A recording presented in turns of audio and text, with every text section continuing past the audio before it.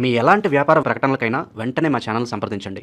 అందరికీ నమస్కారం. ఈరోజు మనతో పాటు ఉన్నారు ప్రముఖ ఆధ్యాత్మికవేత్త, ఆస్ట్రాలజర్ మడుగుల శివప్రసాద్ గారు. గురుగారితో మాట్లాడదాం. గురుగారు నమస్కారం. ఆశీర్వచనం తల్లి.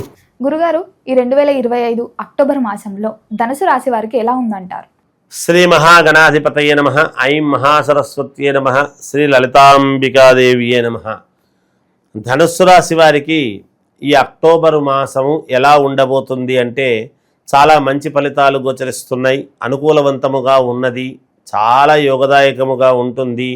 వీళ్ళ యొక్క వ్యక్తిగతమైనటువంటి జాతకాలను ఒక్కసారి పునఃపరిశీలన అనేటువంటిది చేసుకుంటే అద్భుతాలు చేసుకోగలుగుతారుగాక. ఆకస్మికముగా కొన్ని మంచి మంచి యోగాలు కలిగేటువంటి పరిస్థితులు ఉన్నాయి. అంతేకాకుండా ఇంట్లో శుభకార్యాలకు సంబంధించినటువంటి విషయాలలో ముందుకు వెళతారు. అంతేకాకుండా ఉద్యోగాలు చేసుకునేటువంటి వాళ్లకు ప్రమోషన్లు రావటము కానీ, లేదా ఉన్నతమైనటువంటి చోటికి వెళ్ళేటువంటి పరిస్థితులు అంటే ట్రాన్స్ఫర్ కావటము కానీ ఇలాంటివి ఉంటాయి. అందరినీ ఆదర్శప్రాయముగా వీళ్లను తీసుకునేటువంటి పరిస్థితులు ఉంటాయి. కొంతమందిని మీరు చాలా బాగా చేస్తున్నారండి, మాకు మీరే ఇన్స్పిరేషన్ అండి, మీరు ఎలా చెబితే అలాగండి అనేటువంటి ధోరణితో వీళ్ళ యొక్క పోకడ ఉంటుంది. అంటే నేను నలుగురికి చెప్పగలను, నేను ఎప్పుడు తప్పు చేయను, నేను చెబితే నలుగురు వింటారు అనేటువంటి భావనతో వీళ్లకు ఉంటుంది. అదే భావన మెయింటైన్ చేస్తూ నలుగురు నిజంగా కూడా వీళ్ళను ఆశ్రయించి వీళ్ళు అనుకున్నట్టుగానే చేసుకునేటువంటి విధానముగా నలుగురిని వీళ్ళను అనుసరించి ఎంట ఉండి వాళ్ళకి ఏం కావాలనో చెప్పి వాళ్ళని తీర్చిదిద్దేటువంటి విధానముగా ఉంటుంది గాక వీళ్లకు. అందువలన యోగవంతముగానే ఉన్నది వీళ్లకు అనేది తెలుస్తూ ఉన్నది. ధనపరంగా కావచ్చు, వ్యాపారపరంగా కావచ్చు, చిన్న చిన్న వ్యాపారాలు చేసుకునే వాళ్ళ దగ్గర నుండి ఇప్పుడు పెద్ద పెద్ద వ్యాపారాలు చేసుకునేటువంటి వాళ్ళ వరకు కూడా వాళ్ళందరికీ కూడా మంచి లాభదాయకమైనటువంటి విషయం ఇదిగానే ఉన్నది.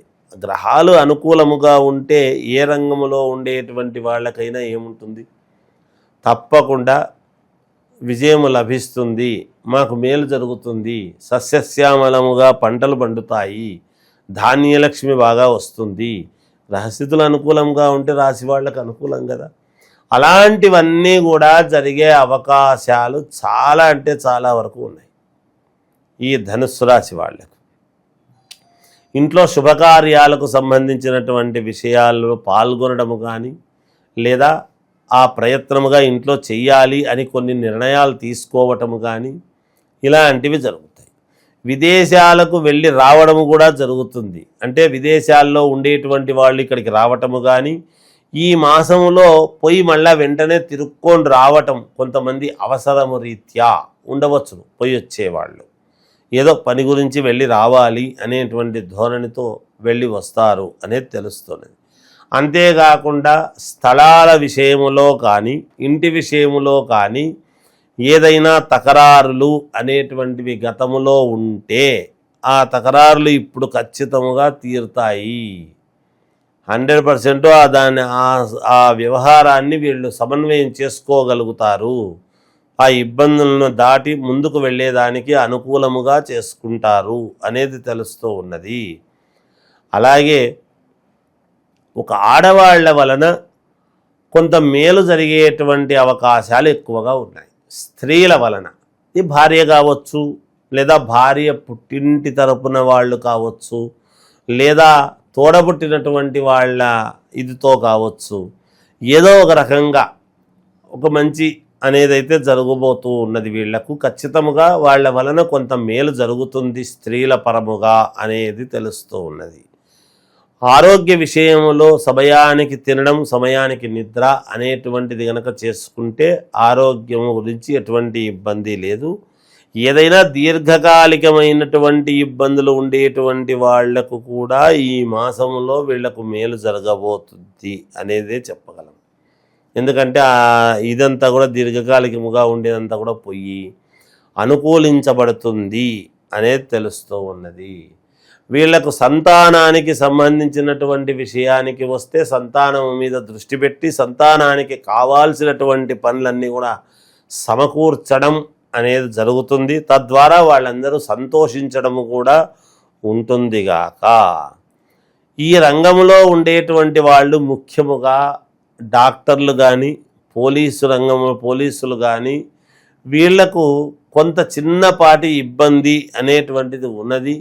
దానికి అనుగుణంగా గనక వీళ్ళు ఏదైనా చేసుకోగలిగినారు అంటే తప్పకుండా మేలు జరుగుతుంది గాక. ఎవరైనా బాగుండాలనే చెప్పాలి. ఉన్నది గ్రహస్థితిలో అనుకూలముగా ఉన్నప్పుడు అనుకూలముగా ఉందనే చెప్పాలి. కాబట్టి ఉన్న విషయం ఇది ధనుసు రాశి వాళ్ళది. ఈ ధనుసు రాశి వాళ్ళు ఈ మాసంలో ఎలాంటి పరిహారం చేస్తే ఇంకా బాగుంటుందంటారు? ధనుస్సు రాశి వారికి ఇంకా మెరుగైనటువంటి ఫలితాలు సాధించాలి, మాకు మేలు జరగాలి, ఏం చేస్తే బాగుంటుంది అని గనక అనుకునేటువంటి వాళ్లకు వీళ్ళు చేయాల్సింది ఏమిటి అంటే దత్తాత్రేయ స్వామిని ఆరాధించాలి. దత్తాత్రేయ స్వామిని ఎప్పుడైతే ఆరాధిస్తారో తప్పకుండా వీళ్లకు ఇంకా మంచి ఫలితాలు భవిష్యత్తులో ఉండబోతాయి అనేది చెప్పవచ్చు. కార్తీక మాసము ప్రారంభము అనేటువంటిది ఈ అక్టోబర్ 22వ తేదీ అంటే అమావాస్య అయిపోయిన తర్వాత వెంటనే కార్తీక మాసం ప్రారంభమవుతున్నది. నవంబరు 20వ తేదీ 19వ తేదీ వరకు ఉంటుంది. కార్తీక మాసము యొక్క విశిష్టత ప్రాధాన్యత ఏమిటి అంటే కార్తీక మాసము అని అనంగానే మనము పరమేశ్వరుడికి పార్వతీదేవికి ప్రీతికరమైనటువంటి మాసం అని అనుకుంటాం. సర్వసాధారణం. పరమేశ్వరుడికి కార్తీక మాసం అని రాగానే కార్తీక మాసము యొక్క స్నానము దీపాలు అనేటువంటివి రెండు ప్రాధాన్యత. ఏమిటి స్నానం అంటే వాపీకూప తటాకాది అని. అందుకని ఈ మాసము చలికాలము అనేటువంటిది వచ్చేటప్పటికీ చాలామంది దీక్షలు అని తీసుకోవడం కూడా జరుగుతుంది. ఏదైనా పరమ పుణ్యప్రదం. మనకు జగత్పిత జగన్మాత అంటే వాగర్ధావివ సంపృక్తౌ వాగర్ధ ప్రతిపత్తయే జగదఃపితరం వందే పార్వతీ పరమేశ్వరం అని మనం చెప్పుకుంటున్నాం. అంటే జగత్తుకంతా కూడా జగన్మాత జగత్ పిత తండ్రి పరమేశ్వరుడు. అందుకనే సృష్టికి మొట్టమొదట మూలము ఆది దంపతులు అని వాళ్ళను అన్నారు. వాళ్ళే ఆది దంపతులు. కనుక అటువంటి పార్వతీ పరమేశ్వరుల యొక్క అనుగ్రహము పరిపూర్ణముగా మనకు కలగాలి అంటే మనము పాటించాల్సినటువంటి నియమాలు ఏమిటి కార్తీక మాసము యొక్క గొప్పతనము అంటే కార్తీక మాసములో సహజముగా మనము లింగాకారానికి మనము అభిషేకం చేసుకోవడము సర్వసాధారణం.